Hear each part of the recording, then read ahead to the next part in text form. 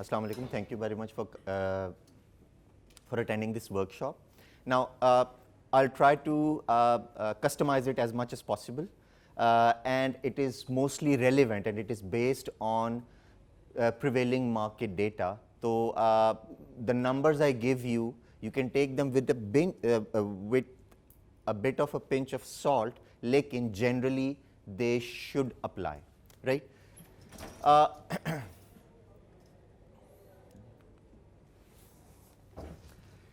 First things first, when we talk about money, there are two things, saving and expenditure.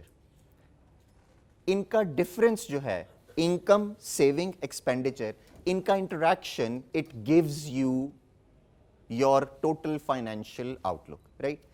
The first thing you need to do is get rid of your credit cards. They can be your worst enemies. And time and again it has shown. First of all, can anybody tell me why credit cards can be our enemies? Yes. Circle of debt. Splurging habit. Exactly. You are all on the money. लेकिन अगर मैं आप लोगों से पूछूं जिन लोगों ने credit card के बुराइयां बताई हैं, क्या आपके पास क्रेडिट कार्ड हैं, तो आप में से अक्सर लोग कहेंगे हाँ हैं. 2-3 से कम तो हम क्रेडिट कार्ड रखते नहीं. और हम रखते क्यों हैं credit card?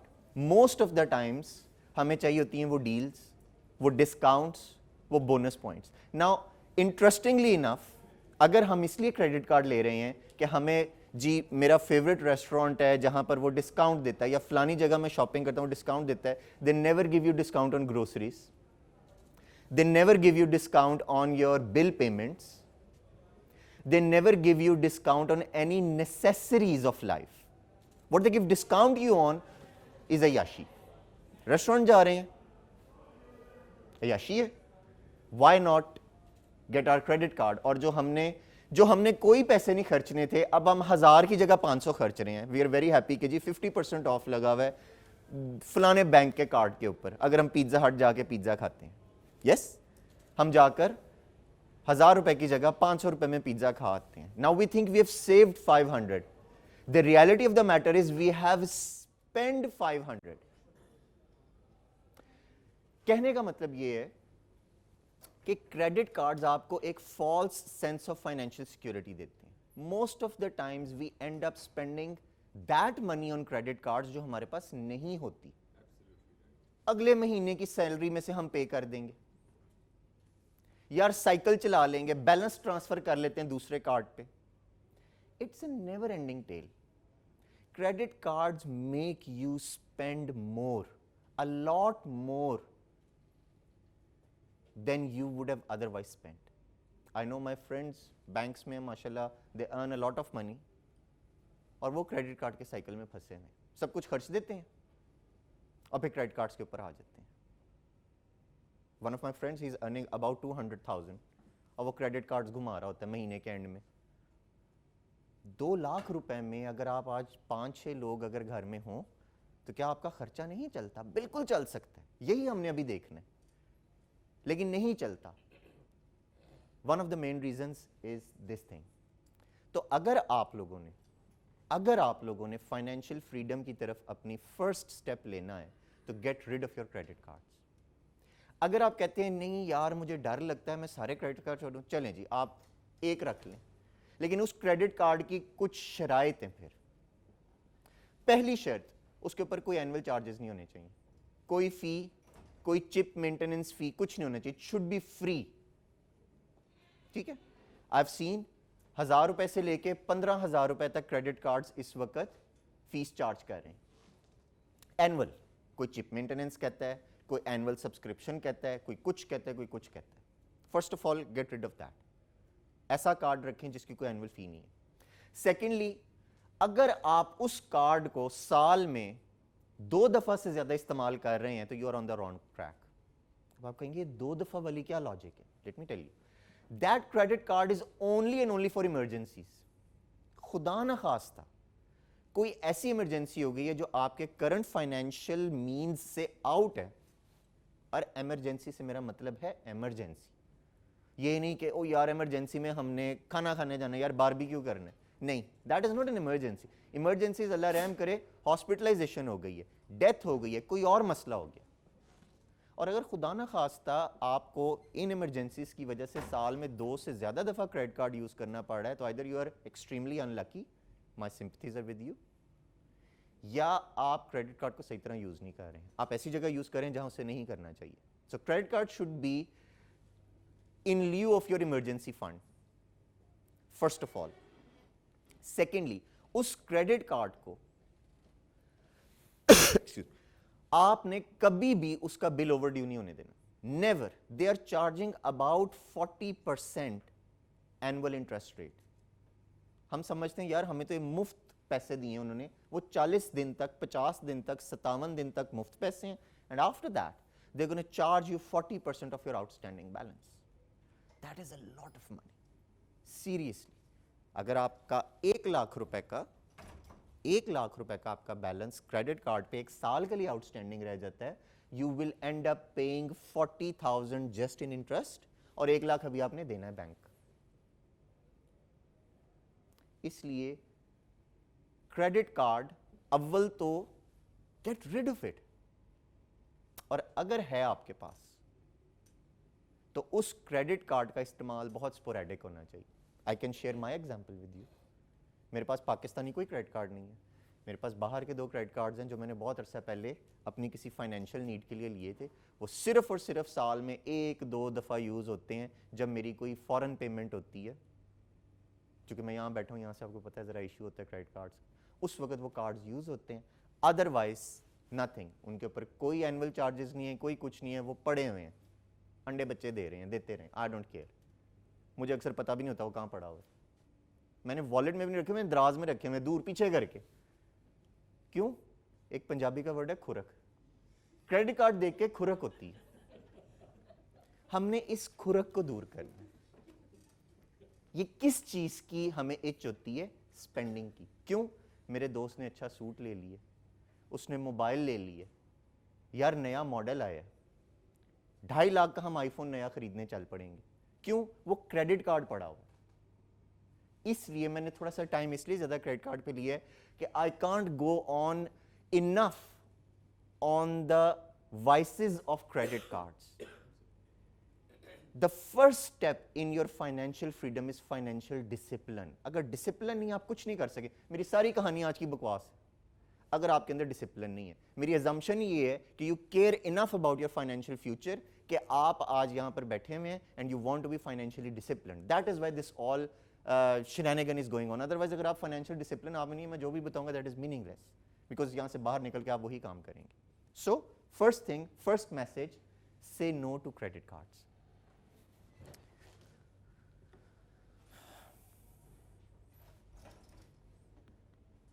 Okay. Now let me ask you a question, and I need maybe a few volunteers. What is your monthly expenditure?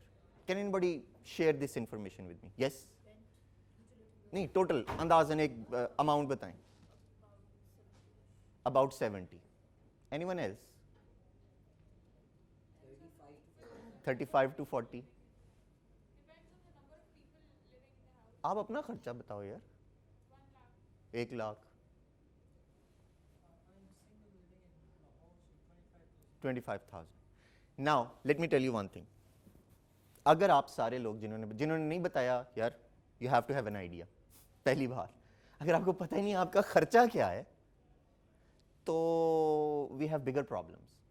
Secondly, जिन लोगों ने बताया I can bet you, आप घर जाके एक एक अपना खर्चा 1 महीना सारा लिखें, 2 महीने लिखें, you will see कि you are off target. जो आपका ख्याल है जितना आपका एक्सपेंडिचर है, आप उससे ज़्यादा खर्च रहे हैं. We don't write. हमारी अम्मा अब्बा के ज़माने में वो कॉपियाँ रखी होती थी, उन्होंने लिखते थे उसके ऊपर. मेरी अम्मा करती थी, एक एक खर्चा छोटा छोटा लिखते थे. They knew, क्योंकि उस ज़माने में ऐसी चीज़ें, ऐसे टूल्स नहीं होते थे. Again I am coming back to the credit cards, कि अम्मा को पता था कि भाई इस महीने का खर्चा अगर ओवर भी हो जाता कुछ नहीं होता, क्रेडिट कार्ड के बिल से दे देंगे. नहीं, इसलिए वो फाइनेंशियली डिसिप्लिन थे, इसलिए उन्होंने घर भी बना लिए. राइट? तो आपने सबसे पहले देखना आपका मंथली एक्सपेंडिचर कितना है. उसके बगैर you can't start your financial planning. ठीक है, whatever this is, we are fine with it. हम लोगों ने दो चीजें देखनी, एक ये देखना है कि इस खर्चे को हम कैसे मैनेज करें, और दूसरी, अभी आपका क्वेश्चन भी था हमारे पास कि जी इस खर्चे में से हमने क्या बचाना है, हमने क्या करना है, ठीक है, उसके ऊपर हम आते हैं.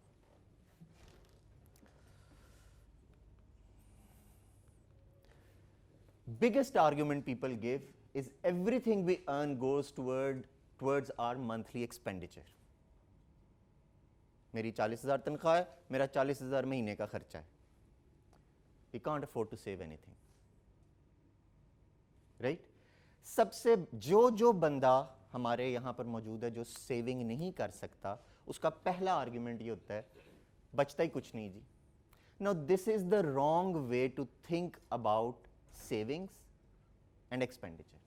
Let me tell you how I would suggest we think about our savings. So let's say हम base example है, because I read somewhere कि पाकिस्तान में जो average graduate की जो starting salary है that is about 27-28,000 rupees. ठीक है, तो इसमें सारे मुल्क के ग्रेजुएट्स आते हैं. लाहौर में I am pretty sure it's somewhere around 35 to 40,000. Anyway हम लोग 30,000 से स्टार्ट करते हैं. ये आ गई हमारी, कैन एवरीबॉडी सी? नहीं नजर आ रहा? अच्छा, मैं दूसरा कलर यूज करके देखो.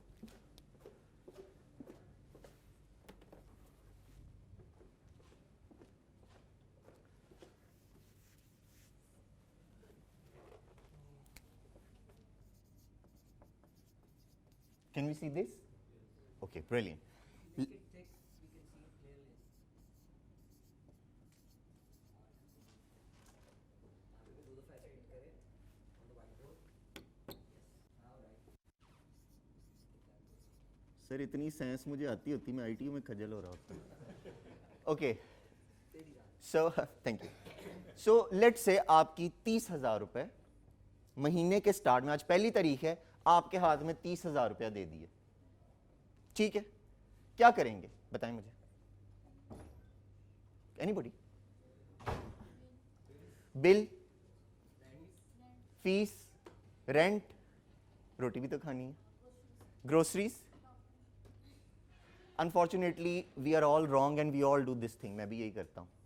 The first thing you do is अपनी सेविंग्स अलग कर लें. ये आपकी नहीं, ये 45 साल आपकी है, ये 23 साल, 25 साल, 30 साल आपकी नहीं है. You get what I am saying? This is for when you want to retire. सबसे पहले इसका हक है. बूढ़े हैं ना, बुजुर्ग हैं, ऐसे ही है, 45 साल के हैं, 50 के हैं, 60 के हैं. तो first you get this chunk of money out. कितनी अभी बताता हूं. इसके बाद अब बारी आई है जो आप लोगों ने बताया है. Second is necessities, rent, food, utilities, what not, जो कुछ है उसमें डाल दें. And finally what the way I tell this is, and आप इन रेशियोज को चेंज कर सकते हैं. आई वुड रिकमेंड आप ना करें, लेकिन आपकी मर्जी है भाई, आपके पैसे हैं. 1/3 इस 30,000 के 3 आपने हिस्से करने. समझ लें 3 डब्बे रख लिए, 3 गल्ले रख लिए, 3 बैंक अकाउंट्स खोल लिए. I don't care, whichever way you want to do it. ठीक है, सबसे पहले आपने डब्बे में 10,000 रुपए डाले. इस डब्बे की एक खासियत है, वो खासियत ये है कि इस पे ताला लगा हुआ है, इसकी चाबी आप घुमा चुके हैं, और इसमें तीले से भी आप पैसे नहीं निकाल सकते जैसे मस्जिद के गल्लों से निकाले जाते हैं. मीनिंग इन पैसों को छेड़ नहीं सकते आप. डाले भूल गए, ये आपके नहीं है, भूल जाएं. ये माइंडसेट हमने बनाना. सेकंड है हमारे पास नेसेसिटीज. जब 1/3 आपने 10,000 रुपए इधर डाल दिए, इन 10,000 में आपकी नेसेसिटीज आएंगी, और अभी मैं बताता हूं हमने क्या करना है. और बाकी जो 1/3 है, चले मैं उर्दू में ट्राई करता हूं. अय्याशी, लाइफ का पार्ट है यार, अगर नौजवानी में अय्याशी नहीं की तो हमारी एज में करनी है। ठीक, अय्याशी से क्या मतलब है, अभी बात करते हैं। तो माइंडसेट, अभी तक मैं आपका सिर्फ बिहेवियर और माइंडसेट सेट करने की कोशिश कर रहा हूं। First, no credit cards. Second, think about what is your current monthly expenditure. Third, अब ये हम उसके एनालिसिस पे आ गए, हमने अब अपने एक्सपेंडिचर को करना क्या है। फर्स्ट ऑफ ऑल 1/3 साइड पे कर गए,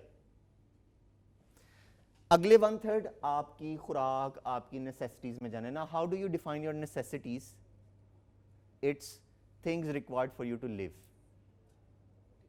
ठीक है, वो बच्चा जिस आप में से कहेंगे यार आप 10,000 रुपए मुझे महीने का खर्चा चलाने के लिए दे रहे हैं, भाई मैं इसलिए दे रहा हूं आपको कि आप अगर 22-23 साल के बच्चे हैं, मोस्ट प्रोबेबली आप अभी अम्मा अब्बा के पास रहते हैं, आपकी शादी भी नहीं हुई, आपके बच्चे भी नहीं हैं, आपने ना रेंट देना है, प्रोबेबली आपने बिजली का बिल भी नहीं देना, खाना पीना भी अम्मा पका देती हैं, आपका एक्चुअली कोई खास खर्चा नहीं है। ठीक है, इसलिए इस उम्मीद पे मैं दे रहा हूं। फर्ज करें आप कहते हैं नहीं जी मुझे तो नौजवानी में बड़ी आग लगी थी, मैं तो 18 साल की शादी हो चुकी है मेरी, अब तो मैं 22 साल का हुआ हूं, बाय द टाइम आप ग्रेजुएटेड मेरे 2 न्याणे हैं छोटे छोटे, मेरा तो खर्चा ही ज्यादा है। फिर आप इस 1/3 को चेंज कर सकते हैं, फाइन, ये कोई हदीस नहीं आ गई नाउज़ुबिल्लाह कि अब आपने इस 1/3 को चेंज नहीं करना, लेकिन एवरेज जो हमारा ग्रेजुएट है वो 22 साल की उम्र में यूजुअली ग्रेजुएट करता है, usually he gets a job in 3 to 6 months period and then he is on his way, career start होगी, तो हम उनके लिए बात कर रहे हैं। ठीक है, इस अय्याशी के आगे हमने 3 पार्ट्स करने, और अगर आप अगेन 1/3 पे रहें तो about 10% of your salary in तीनों में आ जाती है, 11% के करीब। ठीक है, 3-3 हज़ार रुपए समझ लें यहां पर। इनमें आपने क्या करना है, 1/3 on things you love to do, जो आपका शौक है, पैशन है, अय्याशी है, आपको बाहर खाना खाने का शौक है, आपको वीडियो गेमिंग का शौक है, आपको अच्छे मोबाइल का शौक है, फाइन, डाल लें यार, उसमें क्या जाता है। अगला, और ये जरूर खर्चना है ताकि आपको ये ना लगे कि आई एम बीइंग स्ट्रैंगल्ड। आप 2 महीने अपनी किसी मर्जी की, किसी शौक की चीज पे नहीं खर्चेंगे, आप इस प्लान से उतर जाएंगे। इस प्लान पे रहने के लिए आपके लिए जरूरी है कि आप अपनी खुशी, अपने दिल को राजी करने के लिए कुछ ना कुछ जरूर खर्चें। तो ये प्लान ऐसा नहीं हम बना रहे जिसके अंदर आपने रोज रोजा रखा हुआ है, रोज आप सैक्रिफाइस कर रहे हैं। ठीक है, आपको अच्छे कपड़े लेने का शौक है, आपने जमा किए 2 महीने की ये 1/3 जमा किए और 5-6 हज़ार रुपए की एक अच्छी सी आपने शर्ट खरीद ली, फाइन, फेयर इनफ। अगला 1/3 जो है इसको मैंने डब्बा बना दी। इस डब्बे का मतलब है do whatever you want to do with this. अगर आपका खर्चा ज्यादा है नेसेसिटीज का, इट कुड गो हेयर। अगर आपकी नेसेसिटीज पूरी हो रही हैं, इट कुड गो हेयर। और कुछ ना करें, से पड़ा रहने दें। This could become in future your emergency fund, जिसमें कल को अगर खुदा न खास्ता कोई इमरजेंसी होती है तो आप इधर से यूज कर लें। नहीं करना चाहते, आप इसको खर्चना चाहते हैं, जहां मर्जी डाल लें। ये जैक ऑफ ऑल ट्रेड्स है, ठीक है, it's with you, do whatever you want to do. Finally last thing is, I would say donate. जरूर डोनेट करें, help others, this will give you perspective on your own life. हमारा मकसद सिर्फ पैसा कमाना और खर्चना नहीं है। अगर हमारी लाइफ का सिर्फ ये मकसद है ना, तो we are not on the right path actually as humans. हमारी सोसाइटी में जो इतना एक गिरावट आ गई हुई है, शायद उसकी एक वजह ये भी है, we don't think about others. तो हमने when we do this, believe me it helps. और इसमें मैं वो भी रिलीजियस पॉइंट ऑफ व्यू नहीं ला रहा कि वो हमारा एक रिलीजियस बिलीफ भी है ना कि जी आप सदका खैरात करें तो अल्लाह ताला और आपको ज्यादा देता है। मैं उस रिलीजियस बिलीफ को भी नहीं मैं ला रहा अभी। What I am trying to say is कि when you help others it gives you perspective on your own life, on your own spending and it feels good. हो सकता है कल को आपको इसमें इतना मजा है कि आप कहें यार मेरी अयाशी ही डोनेशन करना है, व्हाई नॉट, अच्छा यार किसी और का भी सोसाइटी में भला हो जाएगा. सो इस 30,000 को जो हमारी तनख्वाह है इसको हमने इस तरह से डिवाइड करना है. यहां तक किसी के जहन में कोई क्वेश्चन है तो बताएं. यस, ये जो आपने कहा कि सेविंग्स को अलहदा कर दें, हमारे तो डिजिटल ट्रांजैक्शंस चल रही हैं, बैंक में ही पड़ा रहने दें इसको निकाल के एक डब्बे में पाके. नहीं, डब्बे में बिल्कुल भी नहीं रखना, वो तो एक फिगर ऑफ स्पीच थी. Because we want your money to work for you. अभी आप क्या करें, you are working for your money.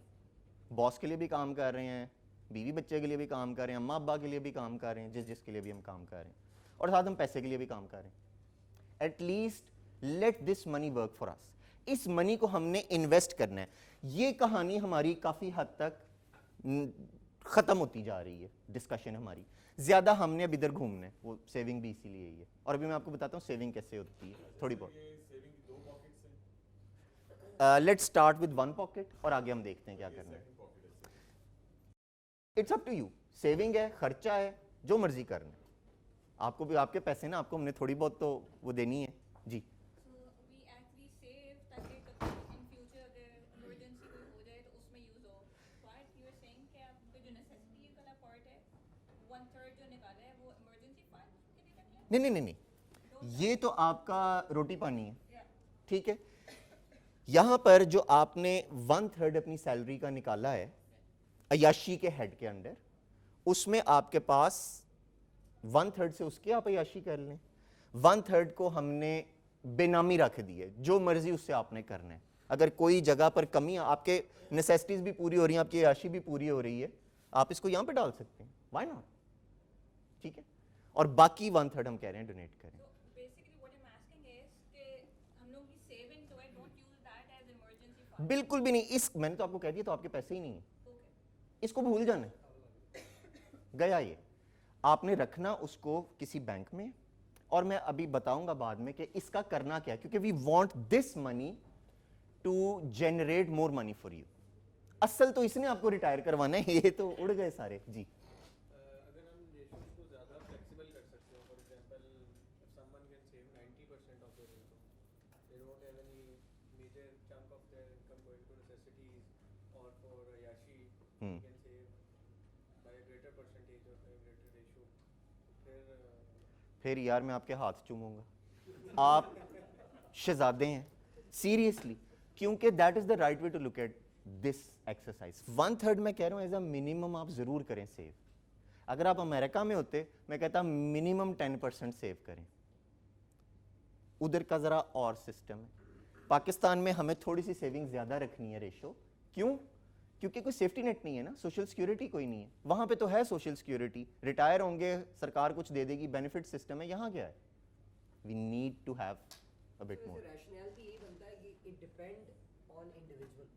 ये जो फिगर्स है ये रेशियो भी डिपेंड करता है उससे एक इंडिविजुअल, लाइक ही सेड, और लाइक समवन एल्स जो पहले जिसकी शादी हो गई, जिसकी रिस्पांसिबिलिटीज कम है, उसका नंबर थोड़ा फिगर डिफरेंट होगा. जिसकी ज़्यादा होंगी उसका थोड़ा सा वेरी करेगा. But if we focus it as a standard, then it will work. That's what you're saying, right? Well, the idea is focus on it as a standard, but try to match this standard. अभी हमने necessities पे जब आना है तो हम थोड़ा सा देखेंगे कि what do we consider as necessities. हमारा notion is very different about necessities. अभी हम आगे देखते हैं. Any other questions? Okay. यार एक तो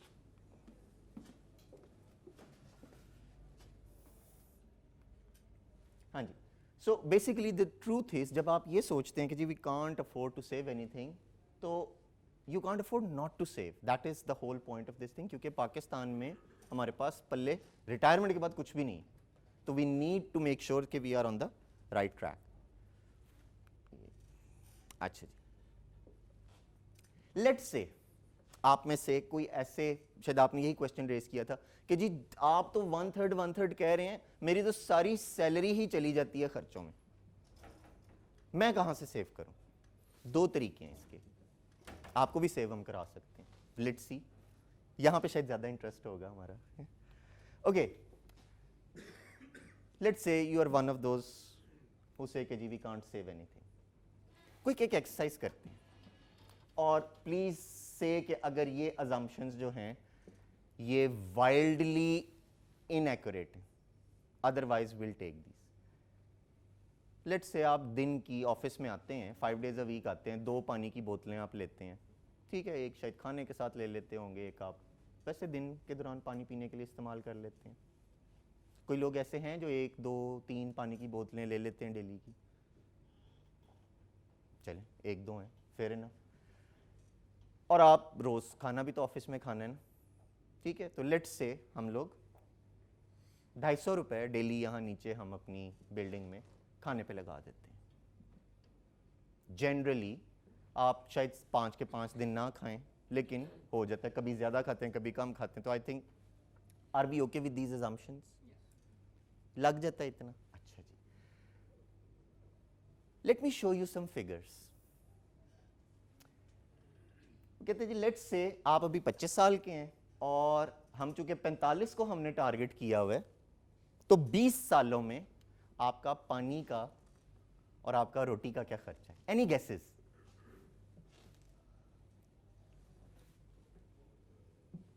how much this water bottle, 2 water bottles a day will cost you? 1 crore?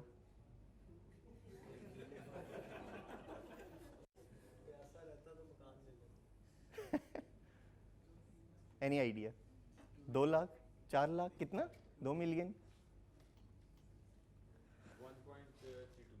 1.32 million. Well, you're extremely, यार ये क्यों नहीं चलता? Sorry, ये for some reason it's 1.6 million. 16 lakh रुपए आपने पानी पे खर्च दिए हैं। अब आप कहेंगे कि जी नहीं वो कैसे, वो 60 रुपए मैंने दिन के खर्चे, उसको मैं 22 से मल्टीप्लाई करूं तो महीने का बना, और उसको फिर मैं 240 से मल्टीप्लाई करूं तो 20 साल का बन गया। तो जनाब ये तो 16 लाख नहीं बनते भाई, इसलिए नहीं बनते कि अगर आप ये 60 रुपए ना खर्चते तो ये आप सेव करते। जब आप सेव करते हैं तो हमने भी सीखना ही है कि वो saving will earn something for you, जिसको हम फाइनेंस की ज़बान में कंपाउंडिंग कहते हैं। अगर ये 60 रुपए डेली बेसिस पे जाके आप स्टॉक मार्केट से एक शेयर खरीद लें, बैंक में रख दें, कहीं और आपने इन्वेस्ट किया हो, तो वो कुछ अर्न करेगा ना ऊपर। तो with that in mind 1.6 million का 20 सालों में 16 लाख रुपए का आपने सिर्फ पानी पिया, जो कि फ्री अवेलेबल है टूटियों से। टूटी का नहीं पीना तो जगह जगह हमारे यहाँ पे तो वो डिस्पेंसर, वही पानी जो ITU आपको फ्री दे रहा है, सिर्फ आपने क्या करना है, अपना एक गिलास या एक पानी की बोतल ले आनी है साथ। एक दफ़ा खरीद लें यार, 20 रुपए की आएगी, 40 की आएगी, 100 की आएगी, फैंसी ले लें यार, 250 की कर लें, डेली आगे भर लें। वही पानी आप बोतल में 30-30 रुपए की बोतल लेते हैं, और हम सोचते भी नहीं इस बारे में। आ जाएं आगे। खाना कितना कॉस्ट करेगा हमें? That food that we eat, यहां पर 250 रुपए की, that is gonna cost us about 6.5 million rupees over 20 years. 65 lakh रुपए, 66 लाख रुपए। जस्ट टू गिव यू, ये इसलिए मैंने यहां पर ये रखे हैं कि just to give you an idea. और ये इनकी जो मैंने रेट कंपाउंडिंग का लिया, वो आजकल का जो सेविंग्स रेट है वो मैंने लिया है। ऐसे नहीं है कि मैंने अपनी मर्जी से कोई रेट लिया है just to make these figures look big and shocking and जनाब वाह जी वाह क्या बात होगी, नहीं। Yes, this is how it is. और हम लोग ये खर्चते हैं। I am a victim of this as well. मैं ये नहीं कहता कि आप डेली ही घर से खाना लाएं, लेकिन इसी बिल्डिंग में हमारे पास 250-300 रुपए वाला खाना भी मील है, और 110 रुपए का वो 3rd फ्लोर वाली कैंटीन से भी मिलते। 3rd फ्लोर 2nd फ्लोर, वो जहाँ पे स्मोकिंग एरिया है, हाँ जी, कैफे लेवल 3 जो है, वहाँ पर 110 रुपए का भी खाना मिलता है, ठीक है। और एक जगह से फ्री भी मिलता है खाना, दाता दरबार नहीं है। हमारे घर से यार, घर से ले हैं। यहाँ पे माइक्रोवेव्स भी हैं, सब कुछ भी है, घर का साफ सुथरा भी होगा। और अभी हम वो काउंट कर ही नहीं रहे जो आपकी डॉक्टर्स के पैसों की सेविंग होनी है अगर आप घर का खाते हैं। हमारे वैसे हालात नहीं हो जाते, ठीक है। The idea about savings is something which is new to us. The idea about the expenses we make is alien to us. हम सोचते नहीं, हम खर्च देते हैं। आज से 15 साल पहले जब मैं आपकी एज में था, तकरीबन पानी की बोतलें नहीं होती, टूटी को मुंह लगा लिया, गिलास में पी लिया, घर से बोतल ले गए। आज पानी की बोतल के बगैर हमारा गुजारा नहीं। So the point I am trying to make is कि think about what you are doing with your money. क्योंकि ये पानी और खाना जो आपने खाया, ना ये याशी थी, ना ये नेसेसिटी थी, और हमने ये पैसे ज़ाया कर दिए। अगर आप में से कोई आर्गुमेंट दे जी मैं अकेला हूँ, यहाँ पे दूसरे शहर से आया हूँ, वो मेरे घर कोई पकाने वाला नहीं है, मैंने यहाँ पर ही खाना है, मैं आपका आर्गुमेंट मान लूँगा। लेकिन कितने लोगों के पास ये आर्गुमेंट है? Hardly any, right. फर्ज करें, just to bring the point home, अगर आप 60 साल तक जॉब कर रहे हैं, 45 छोड़ दें, 60 साल तक आपने नौकरी की और आप रिटायर हुए हैं, और आप पानी की 2 बोतलें रोज पीते थे और आप खाना खाते थे, और लेट्स से साल का 1 रुपया पानी की बोतल की प्राइस बढ़ गई, इन्फ्लेशन रेट वगैरह को हम डाल डूल के इन्फ्लेशन न्यूट्रल करके हम बात करते हैं, you will save 57 million rupees. गारा आ जाता है छोटा मोटा इसमें, जो आपने सिर्फ पानी और खाना, वो पानी और खाना जो नेसेसिटी नहीं थी लेकिन आपका दिमाग आपको बता रहा था नेसेसिटी है। It is a comfort. उठ के जाके पानी नहीं पीना पड़ेगा, घर से खाना लाना नहीं पड़ेगा। गरम कैसे करेंगे यार, नीचे आज डील अच्छी चल रही है। These are the reasons we give to ourselves and we end up wasting this much money. जी यस।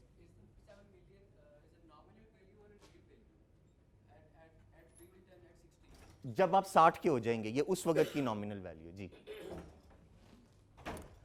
आई होप कि आप लोगों को जो मैंने ये मैसेज देने की कोशिश की है कि think about where you are spending.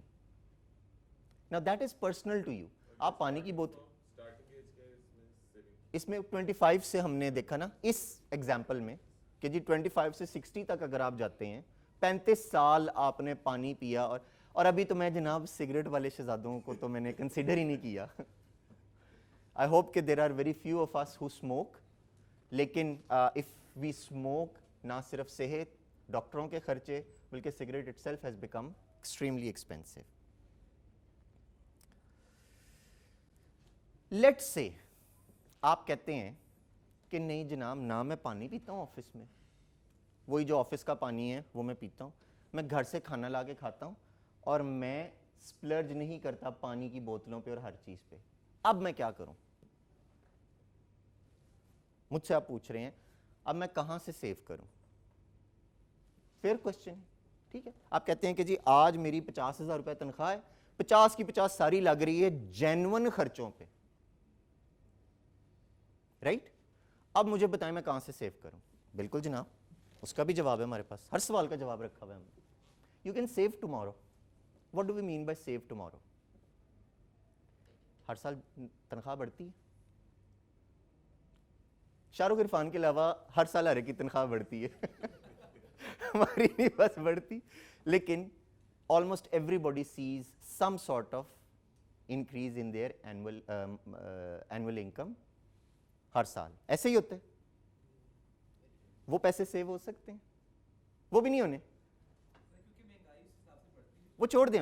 अभी महंगाई की भी बात मैं साथ डालता हूं बीच में। आज आप जून की आपकी तनख्वाह आई 50,000 रुपए, आपने 50,000 खर्च दिए। जुलाई की आपकी तनख्वाह आई 55,000 रुपए, जुलाई का खर्चा 55 हो जाएगा, वो 50 ही चल रहा है। वो 6-8 महीने साल तक उसका फर्क पड़ेगा, तब तक आपकी तनख्वाह 60 हो चुकी होगी। तो you are always slightly ahead of this inflationary pressure. तो अगर आज आपने टोटल एनालिसिस कर लिया, आप कहते हैं कहीं से मेरी सेविंग नहीं है, परेशानी की बात नहीं है, you can save tomorrow. Commit yourself कि जब अगले साल मेरी तनख्वाह बढ़नी है तो वो जो इजाफा हो रहा है उसमें से कुछ पैसे मैं सेव कर लूं, अगर सारे नहीं कर सकता। Can we do that? कोई ऐसा बंदा हो जो कहे नहीं जी मेरी तो अगले साल की तनख्वाह भी आज से ही उड़ी हुई है? Highly unlikely. और अगर खुदा ना खास्ता ऐसा मसला है तो टेक अ ईयर, अपने फाइनेंसेस को सीधा करें। वो जो एक्स्ट्रा आमदनी आ रही है, पानी की बोतलें, कुछ ना कुछ इसमें से हम में से कोई ना कोई करता होगा। I have tried to cover almost all the eventualities. Credit cards पे खर्चे, पानी की बोतलों पे खर्चे, और अगर सब कुछ निकल गया है, अभी मैंने इसमें मोबाइल फ़ोन नहीं डाले, अभी मैंने इसमें कपड़े नहीं डाले, ख़वातीन की जो शॉपिंग की रिक्वायरमेंट्स, मर्द हजरात के जो अल्ले तल्ले दोस्तों के साथ गाइज नाइट हो रही है, पिज़्ज़ा पार्टी हो रही है, वेल हम भी इस चीज़ के मुजरिम हैं, लेकिन हमारी एज थोड़ी फ़र्क हो गई है। एनी क्वेश्चन सो फार? इसमें आई वुड सजेस्ट कि जो पाकिस्तान में लाइफस्टाइल के मामला हैं वो भी यानी कि शामिल करें सोसाइटी के, कि मोस्ट ऑफ द स्पेंडिंग्स उसमें यह है कि ये मैं इसलिए स्पेंड कर रहा हूँ, नहीं करूँगा तो लोग क्या कहेंगे, ये भी बड़ा प्रॉब्लम। Fair point. मैं इसको क्विकली हम इसके ऊपर बात कर सकते हैं। बाज़ औक़ात वी फील प्रेशर्ड कि जी लोग क्या कहेंगे, मैंने फलाना, एक मेरी एज के यहाँ पे बड़े कम लोग होंगे, लेकिन हमारे ज़माने में वो मैंने मैट्रिक किया हुआ है, उसमें ना एक वो जो बोर्ड की बुक होती थी उर्दू की, उसके अंदर एक कहानी थी, एक पंजाबी ज़मींदार की कहानी। आप में से शायद अक्सर ने ना देखी हो, आई वुड अर्ज यू कि नेट पे सर्च करें, मिल जाएगी कहीं ना कहीं, उस कहानी को पढ़िएगा। दिस इज़ व्हाट अली साहब इज सेइंग, कि वो सोसाइटल प्रेशर में आके बंदा खर्चता जाता है और मकरूज होता जाता है। उसका मॉरल लेसन ये है। अगर तो मेरा तो आर्गुमेंट इसमें सिर्फ ये होता है, अगर तो सोसाइटी ने कल को आके आपका हाथ पकड़ना है, जिन लोगों को आप आज इंप्रेस करना चाह रहे हैं वो इंप्रेस होके आपको कोई दान दक्षिणा दे देंगे, वो आपको कोई कल को बुढ़ापे में रोटी पानी डाल जाएंगे, तो यार जरूर उनको दिखाने के लिए खर्च लें। Nobody cares.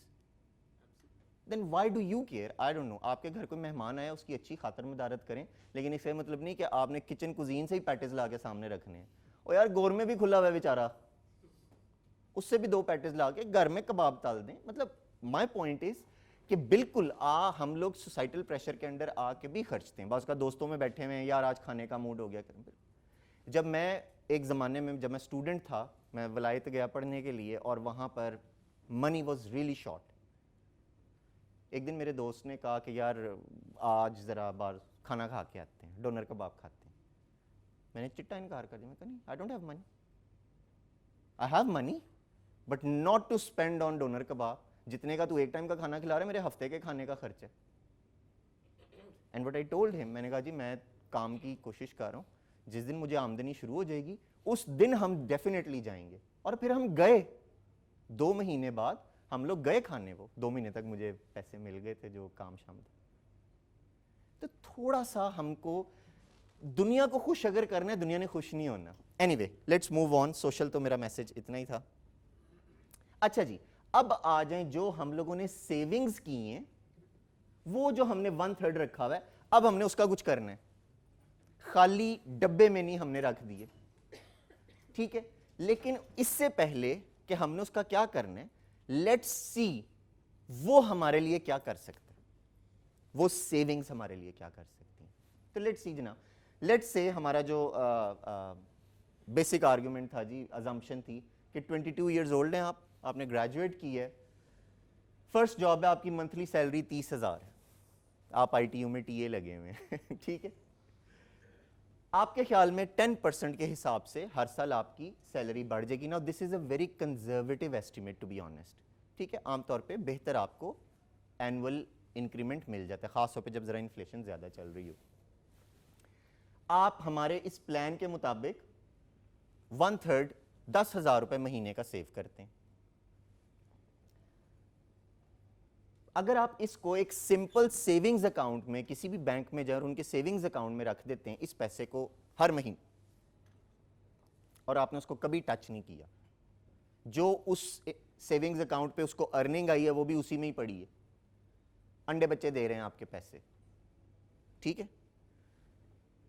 45 की एज तक आते आते आजकल जो इंटरेस्ट रेट है वो 11 to 12% चल रहा है। आई चेक डिफरेंट बैंक्स और इस रेंज में सेविंग्स अकाउंट का दे रहे हैं, ठीक है, 11.25 से 12 तक ले जाते हैं। Any idea what will this give you after by the time you are 45? अब हम आ रहे हैं रिटायरमेंट वाली तरफ।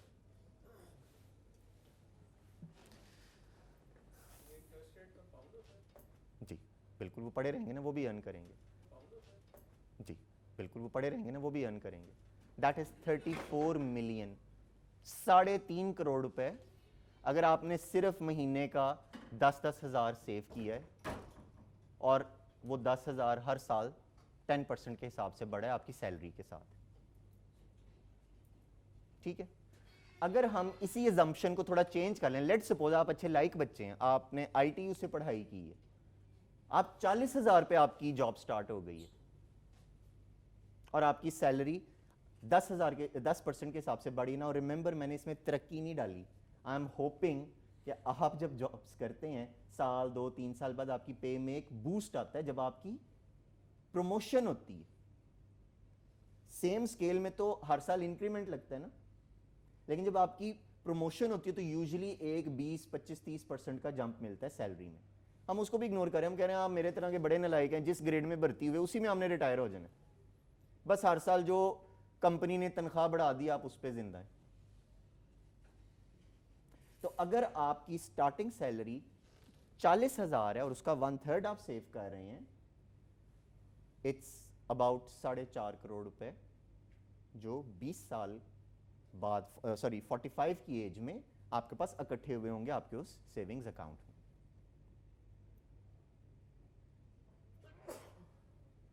थोड़ा सा रियलिस्टिक हो जाते हैं। 40,000 और आपकी 15% के हिसाब से पे इंक्रीज होती है, that will try to cover वो जो आपके प्रमोशंस भी होनी है। होपफुली 15 से 20% आपकी over a long period of time annualised return आपका सैलरी का ये हो सकता है। That will give you about 8 crore रुपए। ये 40,000 की सैलरी है, माइंड यू, ये 4 लाख रुपए की सैलरी नहीं है।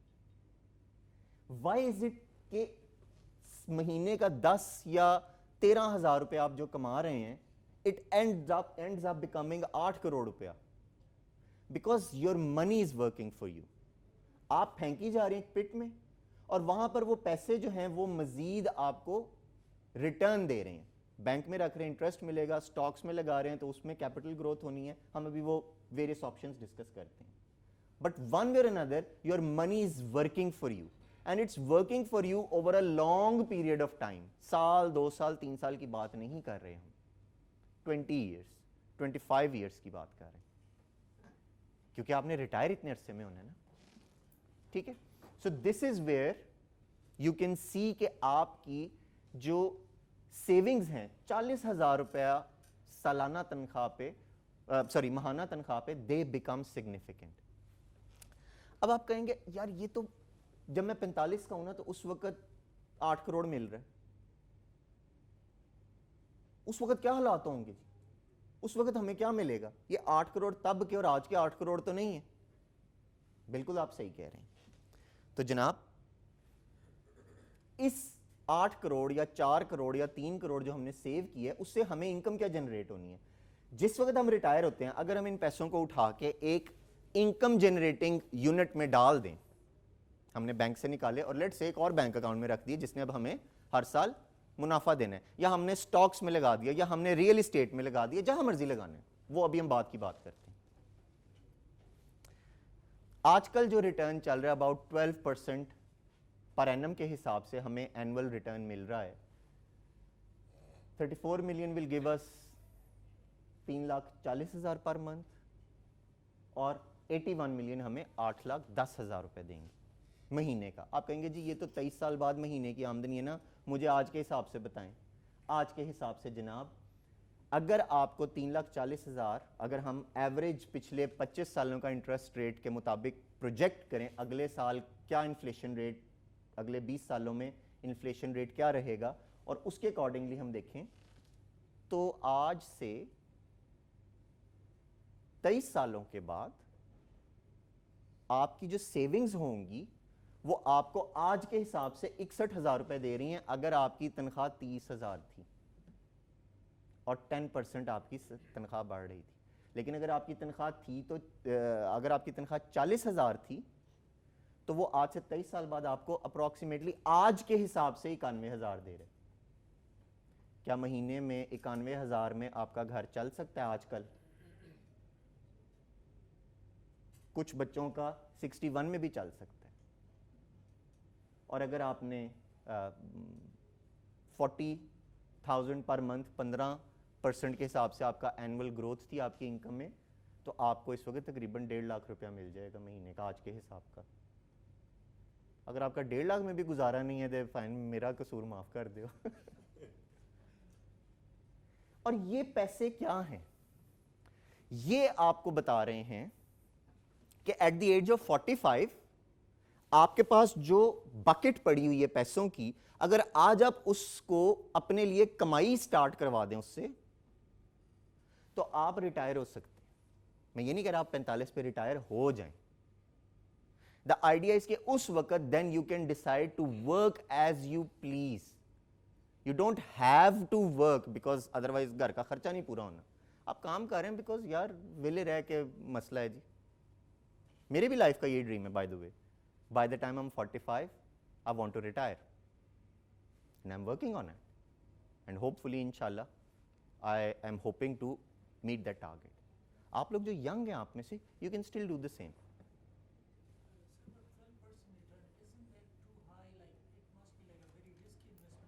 नहीं नहीं, ये तो बैंक्स का है। स्टॉक मार्केट में अभी आगे आपको बताना है, चलें मैं पहले बता देता हूं। आपको पता है पिछले 20 सालों में KSE 100 इंडेक्स जो कम वोलेटाइल स्टॉक्स हैं, दे हैव एवरेज 35% रिटर्न, और इसमें भी डिविडेंड पेमेंट्स नहीं शामिल हैं। वो रिस्की है। स्टॉक मार्केट थोड़ी रिस्की, उसका रिस्क ज्यादा होता है। बैंक्स का तो आप इस वक्त जाके 5 साल के लिए फिक्स करवा लें, वो 12, 12.5, 13% पे आपको दे देंगे। मैं तो 11% रिटर्न ले रहा हूँ, 12%।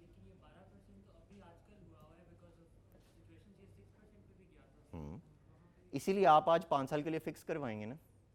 इकोनॉमी साइकिल्स में चलती है।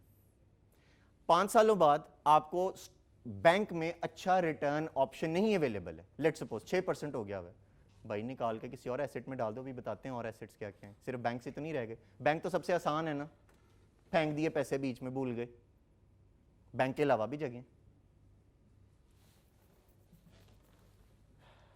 Are we in some way satisfied कि अगर हम अपनी मौजूदा सैलरी और इनकम और एक्सपेंडिचर और सेविंग को जरा इस मॉडल पे ढालें, तो maybe by the time we are 45 we might have reasonable base level income, और उसके ऊपर हम कुछ करना चाहें तो कर लें। या किसी को भी शकूक शुबा आता है इन नंबर्स में, प्लीज। हम थोड़ा सा रिलैक्स फील कर रहे हैं या नहीं? सोच रहे हैं कि नहीं यार it just doesn't feel right. किसी के ज़हन में ये पॉइंट है? बिकॉज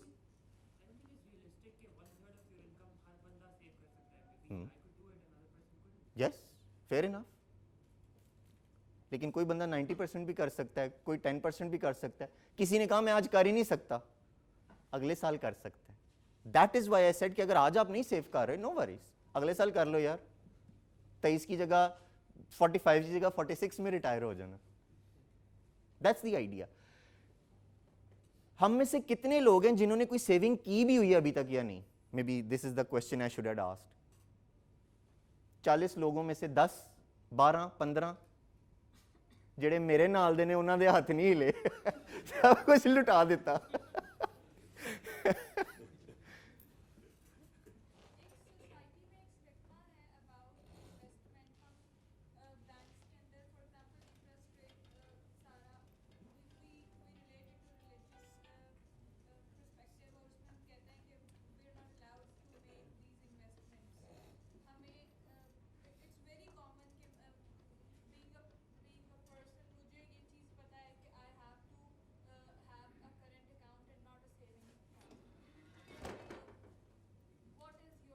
ऑलराइट, सॉरी जी, इस्लामिक बैंकिंग भी है, हाँ जी, Islamic first of all you have Islamic banks.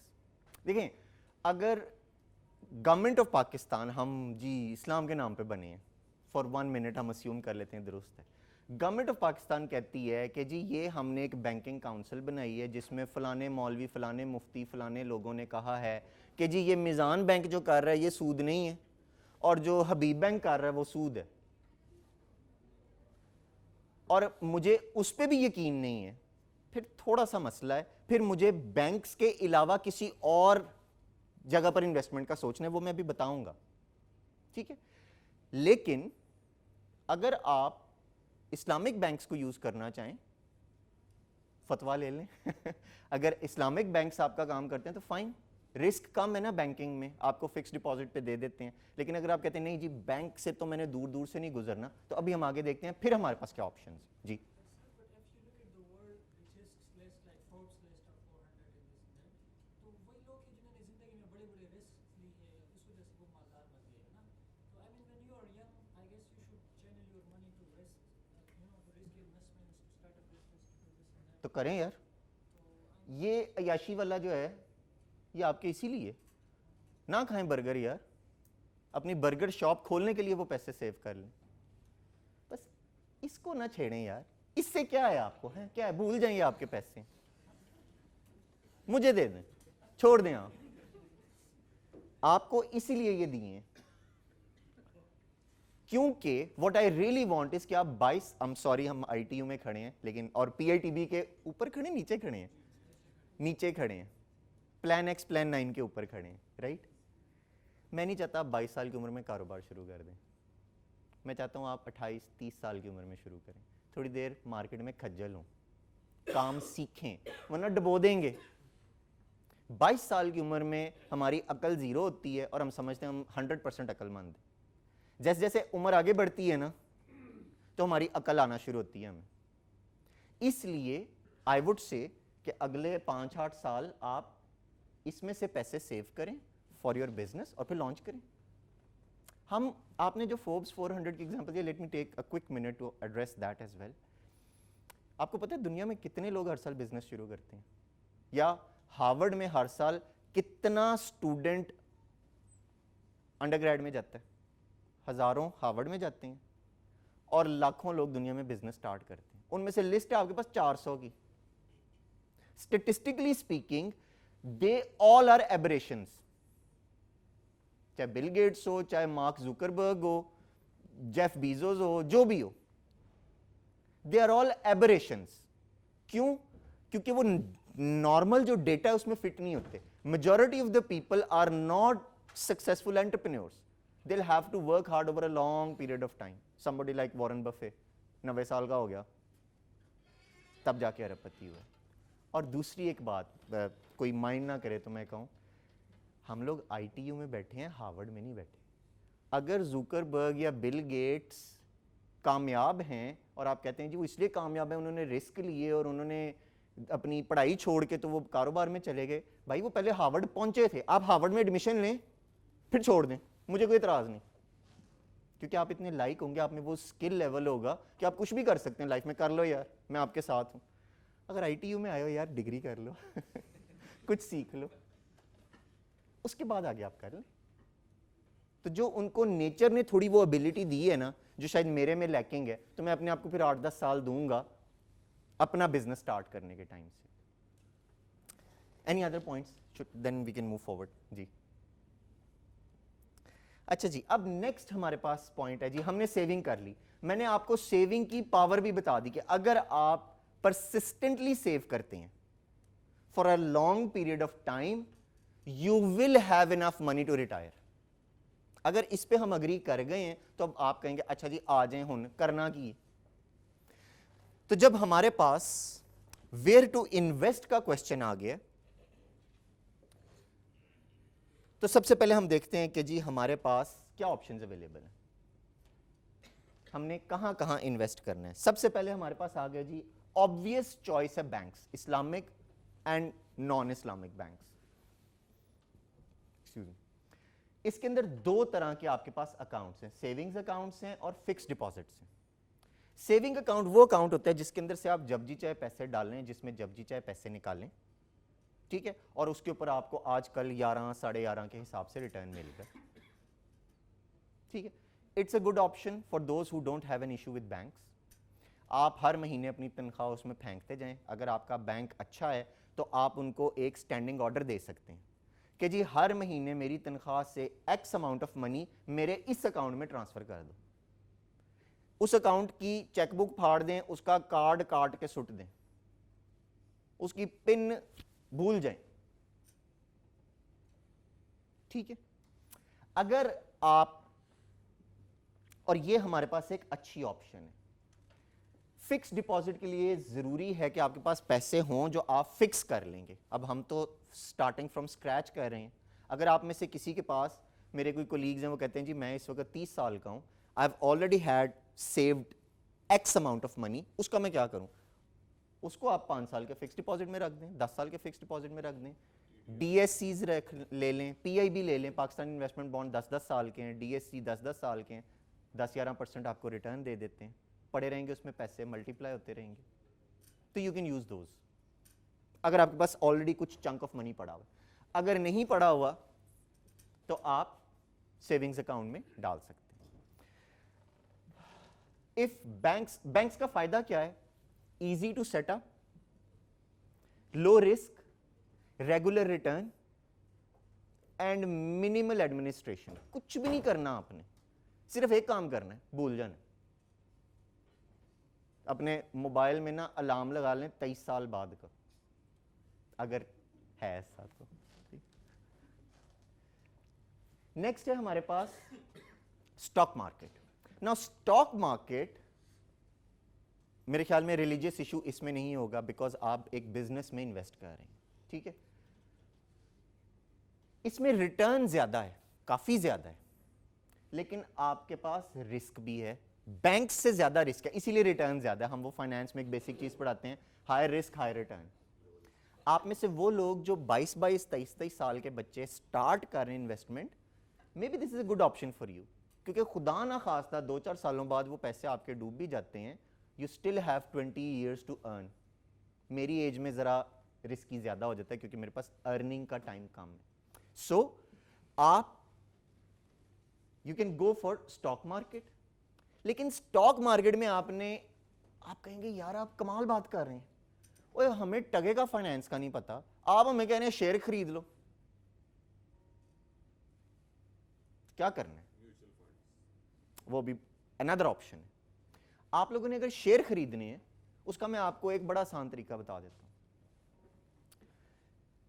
Pakistan stock exchange का एक PSX 30 इंडेक्स है, जिसमें जो बिगेस्ट 30 कंपनीज है ना स्टॉक एक्सचेंज में, उनके शेयर्स हैं, और इनमें मोस्टली मल्टीनेशनल्स और बड़ी बड़ी कंपनीज हैं पाकिस्तान की। इनहेरेंटली इन कंपनीज का रिस्क कम होता है और ये रिटर्न आपको रीजनेबल दे देती हैं। आप उनमें से कोई भी कंपनी के हर महीने थोड़े से शेयर्स खरीद लें, डजंट मैटर कौन सी कंपनी है, रेगुलरली खरीदते रहें। जब कभी भी वो डिविडेंड देते हैं, वो डिविडेंड के पैसे आपके पास आए, उनके मजीद शेयर खरीद के उसी कंपनी के रख लें। राइट इशू आता है, लेते जाएं। कौन सी उन 30 में से हो, जो सी अच्छी लगे, अकड़ बक्कड़ कर लें, डजंट मैटर, क्योंकि हर महीने आपने चेंज कर देना ना। तो बाय द टाइम आप 5-6 साल डाउन द रोड जा चुके हैं, तो उन 30 स्टॉक्स का एक आपके पास पोर्टफोलियो आ गया। इतना भी नहीं करना चाहते, टॉप 10 पकड़ लें, दे आर फाइन। आपको कोई जरूरत, क्योंकि आपने उनको बेचना नहीं है, आपने अब उन्हें रखना है। आपने बार बार वेबसाइट पे जाके उस शेयर प्राइस को नहीं देखना। आप लंबे खिलाड़ी हैं, और लंबे खिलाड़ी का मतलब है 23 साल। That is where you will get this 35% return. Second option आपके पास ये है stock. And by the way, आप इन जो भी मैं आपको ऑप्शंस बता रहा हूं, इनका कॉम्बिनेशन यूज कर सकते हैं। कुछ पैसे बैंक में रखें, जो व्हाट वी रेकमेंड इज, कुछ आपके बैंक में होने चाहिए, कुछ आप फंड स्टॉक मार्केट में रखें, और कुछ आप लोग और कुछ ऑप्शंस में रखें, जो भी आपको मैं आगे बताता हूं। ठीक है, पोर्टफोलियो बिल्ड करें। बिल्कुल। पोर्टफोलियो डाइवर्सिफिकेशन, हमारे पास real estate, very good asset. Very good opportunity. Real estate में आपके पास रिस्क तो कम है, लेकिन रियल एस्टेट का एक इशू है कि आपके पास यकमुश्त पैसे ढेर सारे होने चाहिए टू इन्वेस्ट इन दैट। वो हम में से अक्सर के पास नहीं है, तो that is an issue. Real estate will be an excellent asset for you to have in your portfolio, लेकिन क्या आपके पास इनफ मनी है to invest in real estate? आपने क्योंकि आई वुड रिकमेंड कि कोई यार डीएचए टाइप की जगह की फाइल लें, एलडीए में ना घुसें और बहरिया टाउन में ना घुसें। सॉरी टू से, अगर कोई बहरिया टाउन में ऑलरेडी इन्वेस्टेड है, इट्स रिस्की। आप डीएचए टाइप जगह साढ़े ਜਿਹੜੇ मालक है उन्होंने दी ज़मीनां कितने नहीं जाती, ठीक है। इसलिए डीएचए में फाइलें वगैरह भी आपको थोड़ी सस्ती शायद मिल जाएँ, 60-70 को। वो दूर दराज के कोई वो जो फेज़ 9, 10, 11 जिनके भी सस्ती फाइलें लेके रख छोड़ें, वो आहिस्ता आहिस्ता चलती रहेंगी अगर आप अफोर्ड करते हैं, ठीक है। और किसी जगह पर प्लीज़ इन्वेस्ट ना करें, इट इज़ रिस्की। आप हमारे मुल्क में अनफॉर्चुनेटली रियल एस्टेट में घपले भी काफ़ी होते हैं। तो मैं जो कुछ भी आपको बता रहा हूँ वो 2 नंबरियों को मिटिगेट नहीं करता, इसलिए खुदा ना खासा आपके साथ 2 नंबरी हो गई तो आप ये ना कहना खासा जी करें, डीएचए में लगाएं जहाँ पे जाने के चांसेस कम है, ठीक है। अच्छा जी, नेक्स्ट हमारे पास जी जी ग्रोथ का कहा जा रहा है कि कम हो रही है growth in current climate, and also for an effective economy इसको कम करना चाहिए, इसकी ग्रोथ को या इसकी कैपेसिटी को। तो do you think down the line 3-4 years down the line इसकी, या 5-10 इयर्स डाउन द लाइन इसका इतना फायदा नहीं होगा जितना? देखें, फर्स्ट ऑफ ऑल तो क्या करना चाहिए इकोनॉमी के लिए, क्या बेहतर है, हम उसको डिस्कस नहीं कर रहे। हम तो कह रहे हैं आपके लिए क्या बेहतर है। आपके लिए बेहतर है जी अगर रियल एस्टेट आपके पोर्टफोलियो में हो। सेकेंडली, अगले हो सकता है 5 सालों में रियल एस्टेट की ग्रोथ नेगेटिव हो, पैसे लूज हो रहे हो, तो आपको कौन कह रहा है बेचना है? रखेंगे, it will grow in value. 23 साल मैंने आपको कहा है ना, वो आपने फेंक देनी है चाबी उस अलमारी की जिसके अंदर आपके फाइनेंसेस हैं, वो सेविंग्स हैं।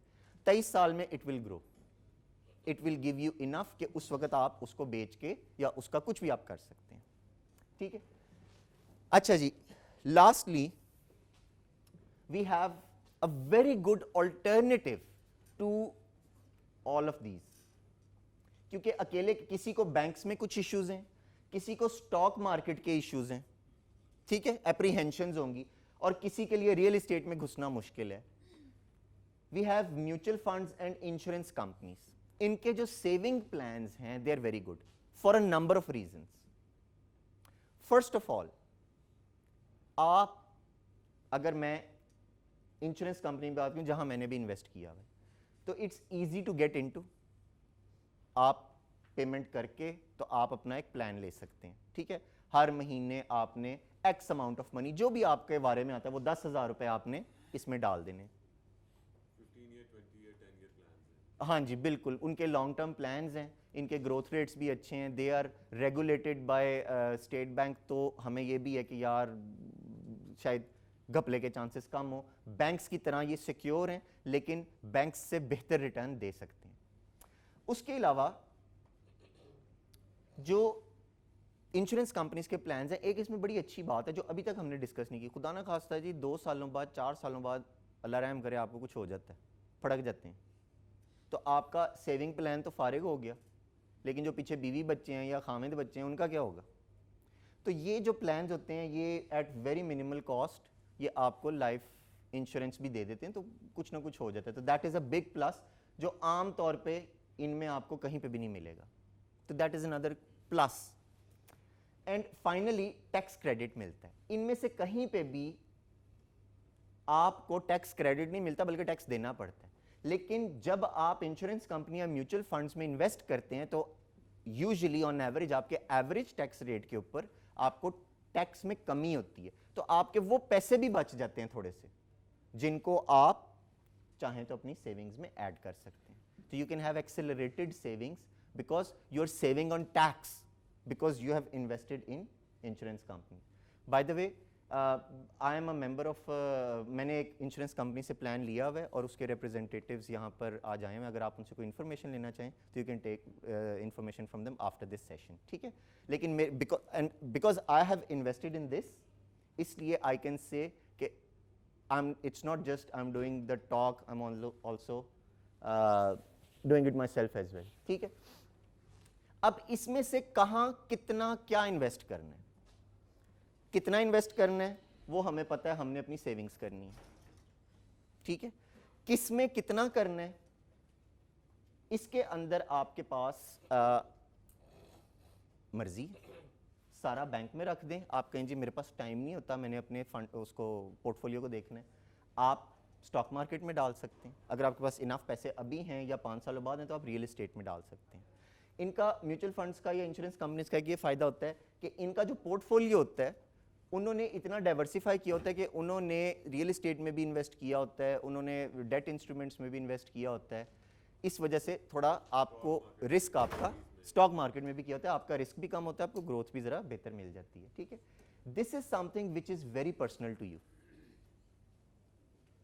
और यहां पर मैं एक रेसिपी या एक परसेंटेज इस तरह की इसलिए नहीं दे रहा कि ये आपके पर्सनल सर्कमस्टांसेस पे डिपेंड करेगी.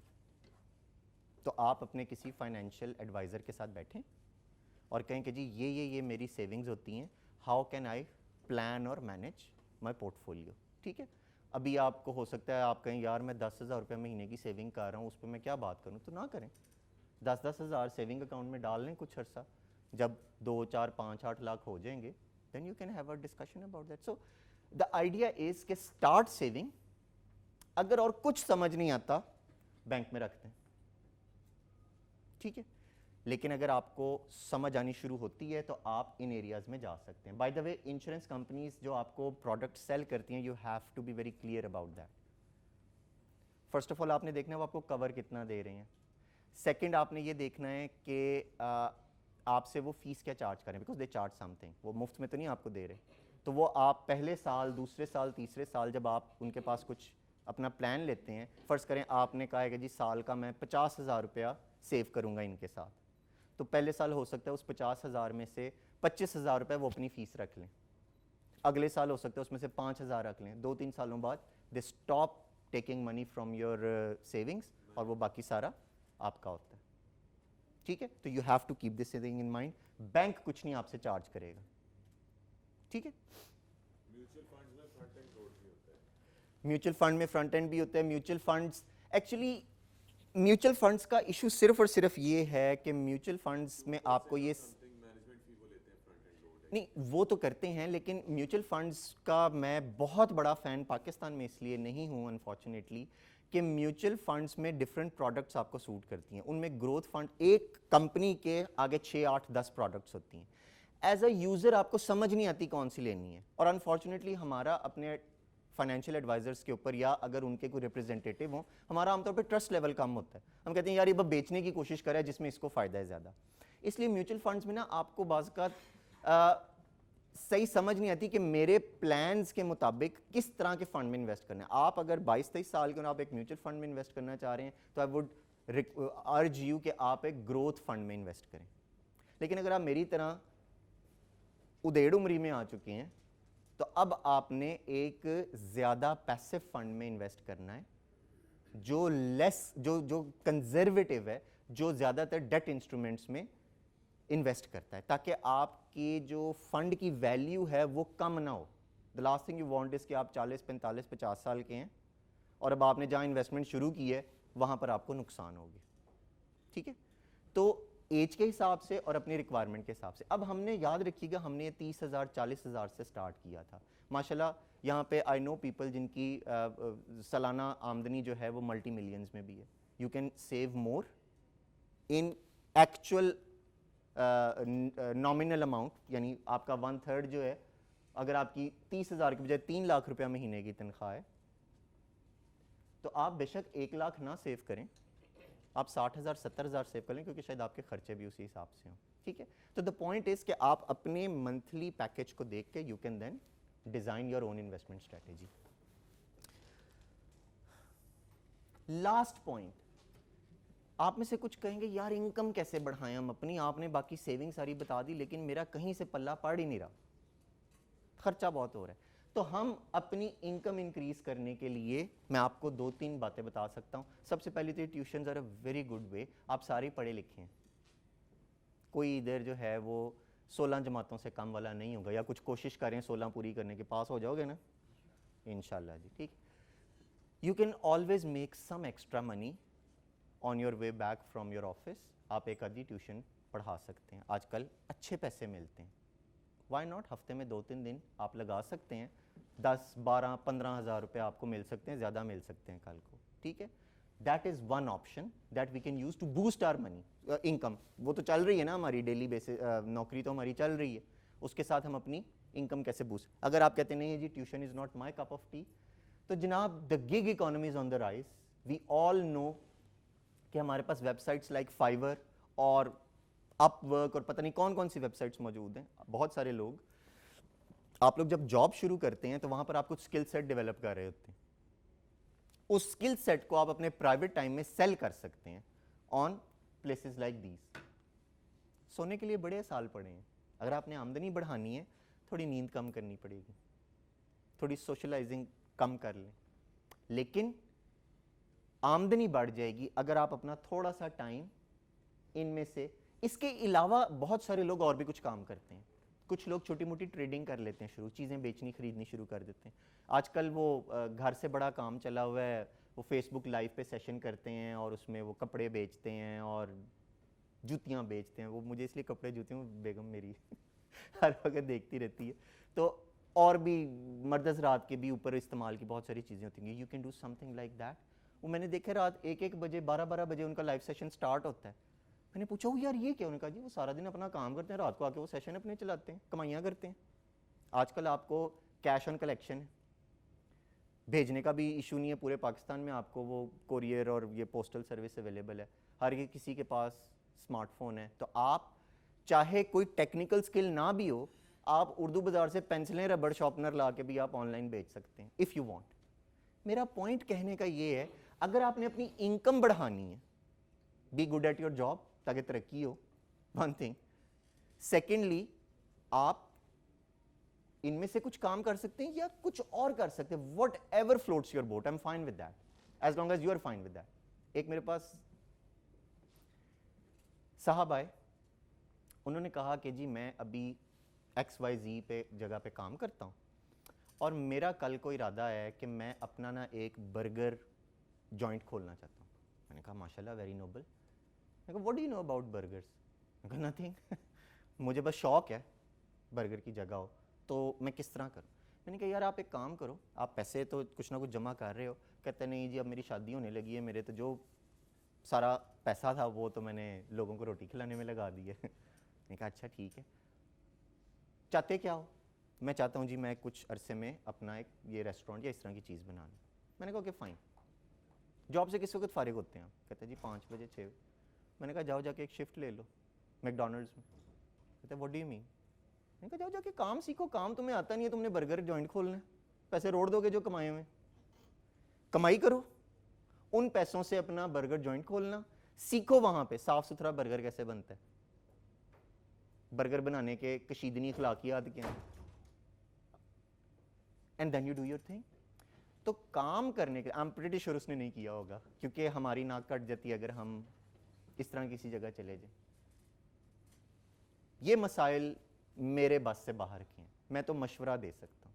और मशवरा ये है कि हम में से अक्सर लोग यहाँ पर एस्पायरिंग एंटरप्रेन्योर्स भी होते हैं हमारे स्टूडेंट्स। तो पहले जो काम आप करना चाहते हैं वो सीखें दूसरे के खर्चे पे, किसी कंपनी के पास जाएं वो काम सीखें, मैकडॉनल्ड से जाके सीखें बर्गर कैसे बनाना है, KFC से जाके सीखें फ्राइड चिकन कैसे बनाना है, पिज़्ज़ा हट के पास जाके सीखें पिज़्ज़ा कैसे बनाना है, फिर अपने बना लेंगे आप। Are we willing to do that? साथ पैसे भी मिलेंगे, शिफ्ट भी लगेगी, थक भी जाएंगे, पैर भी सूज जाया करेंगे खड़े हो के, काम कर करके कमर भी टूट जाएगी।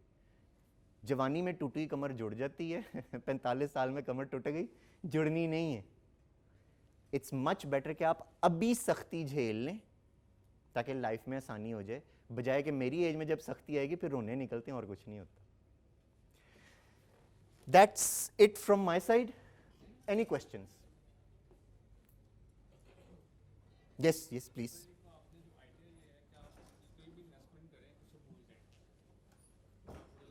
23 साल के लिए 24 साल के लिए और हम अपनी इन्वेस्टमेंट करें और अपॉर्चुनिटी भी तलाश करें। तो फिर जो सेविंग बैंक में मैंने रख दी है, मेरे बदले में कुछ जी मुझे आइडिया है 5 साल बाद एक कॉर्नर बन जाना है ये, बिल्कुल तो सारी उठा के मुझे रियल एस्टेट में डाल डाल दें, 23 साल का इंतजार क्यों करूं? ना करें, बिल्कुल भी ना। देखें, द पॉइंट इज कि अगर आप कॉन्फिडेंट इनफ हैं, आप वो 23 साल का इंतजार कर रहे हैं रिटायर होने के लिए, आप अगर आज आपको 5 सालों में आपने कुछ पैसे इकट्ठे किए और आपको एक बिजनेस अपॉर्चुनिटी नजर आ रही है, तो वो तो कमाई के लिए है ना।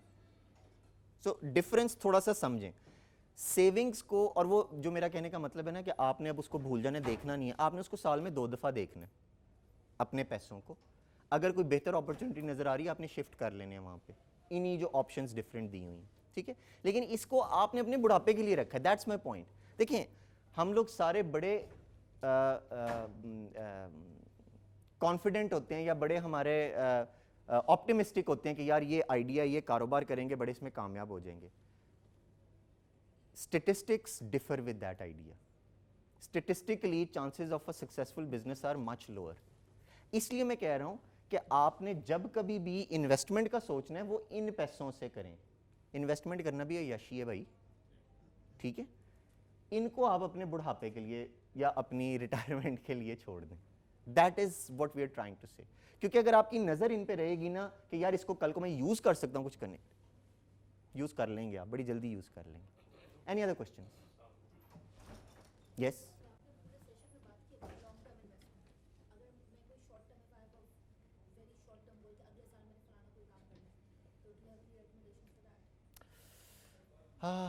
इट्स, देखें, अगर आपको डिपेंड करता है आपको रिटर्न कितना चाहिए, ठीक है। क्योंकि आपके पास आज लाख रुपए, आप कहते हैं जी मुझे अगले साल 1.5 लाख रुपया चाहिए, मैं इसको इन्वेस्ट कर लूँ, तो 50% रिटर्न आपको आमतौर पे नहीं मिलता, ठीक है। आपको तो 10%, 12%, 15% रिटर्न मिल जाएगा। जब इससे ज़्यादा रिटर्न की बारी आती है तो इसको हम कहते हैं गैम्बलिंग इंस्टिंक्ट, कि फिर हम जुए की तरफ, जुआ तो नहीं लेकिन वो सोच हमारी वो हो जाती है, यार ये फाइल खरीद लो, मुझे अभी किसी ने बताया ये हॉट है, ये एरिया ने एकदम से इधर सड़क बनने लगी है, इसने जनाब डबल हो जानी है प्राइस। ये गैम्बलिंग मेंटालिटी हो जाती है, ठीक है। शॉर्ट टर्म रिटर्न्स जो हैं उसके लिए आप कोई पर्सनल एवेन्यू देख लें, जो मैंने तो आपको रिस्क मिनिमाइज करके बताने एवेन्यूज, ठीक है। बाकी अगर आप किसी, आपके कोई दोस्त है, उसका कोई कारोबार है, कोई जानने वाले हैं, उसमें इन्वेस्ट करके देख लें अगर आपको कोई वो अच्छा रिटर्न मिलता हो। लेकिन एक साल में आपको अगर 15-20% से ज़्यादा रिटर्न चाहिए, आप स्टॉक्स को पिक करने की ट्राई कर सकते हैं, but usually it's very risky, it can go down as well. तो ये जो ट्रेडिशनल मोड्स ऑफ इन्वेस्टमेंट है, जैसे कमेटी लोग डाल लेते हैं और प्राइस बॉन्ड्स खरीद लेते हैं, ये वाइज इन्वेस्टमेंट है? ये बिल्कुल भी नहीं, बिल्कुल भी नहीं जी। वो आपको एक इकट्ठे मिल जाते हैं ना, आपने साल पूरा 12 किस्तें दी और वो साल के बाद आपको एक इकट्ठी लमसम मिल गई, हाँ, और उस पर अर्न भी आपने कुछ नहीं किया। तो हम तो चाहते हैं हमारी मनी हमारे लिए अर्न करे। लेकिन होता ये कि हम लोग अपने आप को कमिट नहीं ना कर पाते, उसके लिए आप लोग कमिटमेंट का एक मोड मिल जाता है कि जी कोई बंदा आएगा दरवाजे पे पैसे मांगेगा, तो चले अच्छा है। इसी कमिटमेंट के लिए मैंने कहा है कि किसी अच्छे बैंक में अकाउंट खुलवाएं और उनको कहें कि एक्स अमाउंट ऑफ मनी हर महीने मेरे अकाउंट के ए अकाउंट की बजाय बी अकाउंट में डाल दें। आप तक पहुंचेंगे नहीं वो पैसे। कमेटियां टूटती भी हैं, उस पर रिटर्न भी आपको कोई नहीं मिल रहा, 1 साल की हुई ख़त्म होगी, उसके बाद क्या होना है, तो आई एम नॉट। और प्राइस बॉन्ड तो बिल्कुल भी नहीं, वो तो आपका तुक्का है ना, लग गया तो लगा, जुआ खेलने वाली बात है, लग गया तो वारे ने आरे, वरना फारिग तो लाखों में से किसी एक का प्राइस बॉन्ड निकलता है और उसके ऊपर आपको रिटर्न कोई नहीं मिल रहा। वो अगर आपने 1000 रुपये का प्राइस बॉन्ड लिया, वो 10 साल बाद भी 1000 रुपये ही है आपके पास। तो ये तो हम बिल्कुल भी नहीं चाहते। Yes, any other question? जी। आप स्टॉक्स के बारे में गाइड कर सकते हो कि जब भी कोई स्टॉक्स के बारे में सोचता हो, समझ नहीं आती इन्वेस्ट कहाँ पे करना है, किस तरह? वो तो मैंने बता दिया, टॉप 10 बड़े बड़े जो सबसे बड़े KSE PSX इंडेक्स में जो 10 सबसे बड़ी कंपनीज हैं, उनके थोड़े थोड़े करके शेयर्स खरीदने शुरू कर दें। इस महीने किसी एक कंपनी के खरीदें 10,000 के, अगले महीने 10,000 के किसी दूसरी कंपनी के खरीदें। वो 10 कंपनीज को आप घुमाते जाएं, उनमें से कोई एक कंपनी निकल जाती है 10 में से, तो उन शेयर्स को कन्वर्ट करके जो अब एंट्रेंट है उसके ले लें। Just mimic the stock exchange. Otherwise, keep those companies strong. जो टॉप 10 या टॉप 30 में आ रही हैं उनको करते रहें। Over a period of 20 years कुछ उसमें से ड्रॉप होंगी, कुछ नई आएंगी, किसी का स्कैंडल होगा, किसी का कुछ होगा, फाइन। आप जैसे जैसे स्टॉक मार्केट के इंडेक्स को मिमिक करते जाएंगे, आपकी इन्वेस्टमेंट स्टॉक मार्केट या एवरेज रेट पे ग्रो करती रहेगी। यस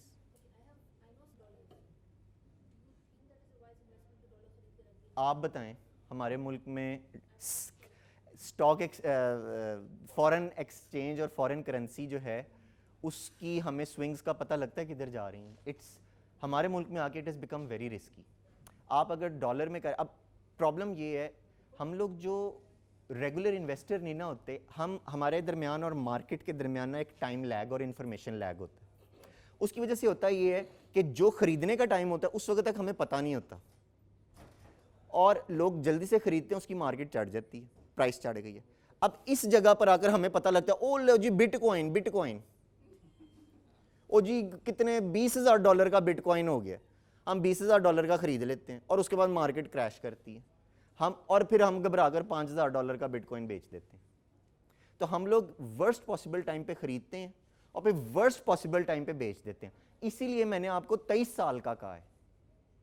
इतने सालों में इकोनॉमी की जो फ्लक्चुएशंस होती हैं वो स्मूथ हो जाती हैं और वो एक स्टैंडर्ड ट्रेजेक्टरी पे आपकी इन्वेस्टमेंट्स ने ग्रो किया होता है।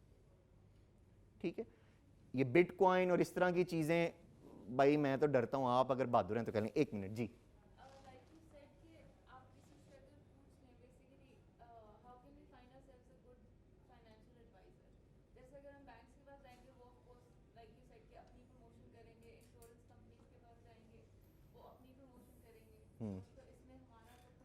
देखिए इट्स योर मनी, तो the responsibility is with you. Bank से भी जाके बात करें, इंश्योरेंस कंपनी वालों से भी बात, आज ही आए हुए इनसे पूछें, इनका दिमाग खाएं टका के, इन्फॉर्मेशन लें। प्रोडक्ट खरीदना ना खरीदना वो आपकी मर्जी। इन्फॉर्मेशन लेंगे, आपको समझ आएगी आपकी नीड्स कहाँ पूरी हो रही हैं। ठीक है, कोई क्वेश्चन था? सॉरी 1 मिनट, पीछे उन्होंने हाथ खड़ा किया था जी। क्या ले लें? सॉरी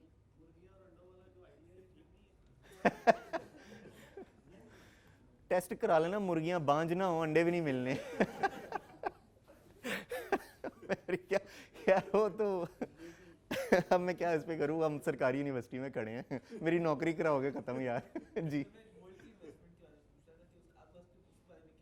किस बारे में? Yes, actually, yes, excellent question. You can invest in gold. Gold is an excellent asset to have, to keep in your portfolio, क्योंकि gold goes against stock market. तो अगर आपने स्टॉक मार्केट में कुछ इन्वेस्ट किया हुआ है ना, तो आप 10, 20, 30% अपनी आमदनी का आप गोल्ड में भी इन्वेस्ट कर सकते हैं to hedge your investment. Gold का इशू सिर्फ ये है, आप वो बिस्किट की फॉर्म में लेंगे ना, आपने जेवर तो नहीं ले लेना, वो तो फिर उसमें वो खोट और वो बनवाई वगैरह वो आपका काफ़ी खर्चा हो जाता है। फिर उसको रखने का इशू है, आपको फिर उसके लिए बैंक अकाउंट लेना पड़ेगा, अब सॉरी लॉकर लेना पड़ेगा, अब उसकी फ़ीस होती है एनुअल, वो आपको भरनी पड़ेगी। तो आप अगर आपके पास इनफ मनी आ गई हुई है कि आप समझते हैं कि जी ठीक है मैंने जो साल का 3-4 हज़ार रुपया उसका लॉकर की वो देनी है, ये इतनी के अंदर 1 तोले सोने की बार रखी हुई है और 3,000 आप साल का उसके वो लॉकर का दे रहे हैं, तो जस्ट इस तरह से। But gold is an excellent idea अगर if you can get hold of gold bars.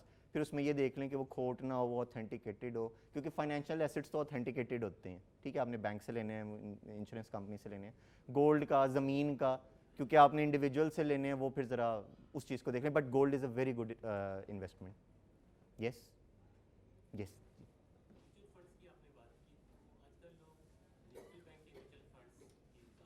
नाफा की वो पहले चलें म्यूचुअल फंड का मैं बता देता हूँ। सबसे पहले mutual funds are expensive, they charge you money for managing your fund, क्योंकि म्यूचुअल फंड ये कहता है पैसे दो, इससे हम आगे इन्वेस्टमेंट्स खरीदेंगे। Now there is in finance and economics there are strong theories that suggest कि active portfolio management doesn't result in good returns. Passive portfolio management करनी चाहिए, जिसका मतलब ये है कि आप मार्केट को मिमिक करें, क्योंकि in the long term you can't beat the market. इसलिए मैंने कहा है जो PSX टॉप 10 या टॉप 30 इंडेक्स है उसको आप फॉलो कर लें, आपका खर्चा भी नहीं होगा और आप म्यूचुअल फंड से बेहतर अपना पोर्टफोलियो बना लेंगे। क्योंकि म्यूचुअल फंड्स जो हैं, अब नेशनल बैंक वाले जो हैं, उन मैनेजर्स ने शो करना है कि जी हम बहुत बड़े साइंसदान हैं। वो जो 4-4, 5-5, 8-8 लाख तनख्वाह ले रहे हैं, उन्हें जस्टिफाई करनी है ना, वो फिर स्टॉक पिकिंग करते हैं। और स्टॉक पिकिंग में usually over a long period of time आप डूबते हैं, मार्केट बेहतर परफॉर्म करती है। और रही सही कसर म्यूचुअल फंड में पूरी हो जाती है, वो आपसे फीस लेते हैं 3 से 4% मुख्तलिफ मद में, वो हर साल आपकी फीस भी डिडक्ट करते हैं, एडमिन फ़ी, मैनेजमेंट फ़ी, एक्विजिशन फ़ी, वो पता नहीं केड़ी फ़ी, जो कुछ भी होता है वो करते हैं। तो I am not a huge fan of mutual funds, लेकिन म्यूचुअल फंड में आपको ये फ़ायदा, आपको टैक्स क्रेडिट मिल जाता है, ठीक है। म्यूचुअल फंड के मुकाबले में आई वुड से कि ये जो इंश्योरेंस कंपनीज की कोई प्रोडक्ट होती है उसको आप देख सकते हैं, वो आपको लाइफ इंश्योरेंस भी देती है at minimal cost. Yes, any other question? Right, thank you very much. बताइएगा कि आपने 2 तरह के बताए थे ना, जी, एक्टिव इन्वेस्टमेंट्स है, पैसिव इन्वेस्टमेंट्स है, इनमें से एक्टिव की कौन सी पैसिव? एक्टिव और पैसिव। जो पैसिव होती है वो तो आप कहते हैं कि जी जैसे जो मार्केट का टॉप 30 या टॉप 100 इंडेक्स है उसको आप फॉलो कर लें। मिस सोबिया, आप इधर बाहर बल्कि लोगों से यू कैन इंटरेक्ट अगर इफ़ यू वांट। ये मिस सोबिया EFU की तरफ से आई हुई हैं, अगर इनसे आपने कुछ मालूमात लेनी हो तो ज़रूर आप ले सकते हैं। तो पैसिव होता है, मार्केट को मिमिक करते हैं, you don't have to do anything company को। जो एक्टिव फंड मैनेजमेंट होती है उसके अंदर मैनेजर बैठ के सारे फाइनेंशियल स्टडी करता है और देखता है कौन सा स्टॉक मैंने पिक करना है, और फाइनेंशियल थ्योरी कहती है कि इस तरह से आप स्टॉक पिकिंग में जीत नहीं सकते मार्केट से। थैंक यू वेरी मच जी, थैंक यू।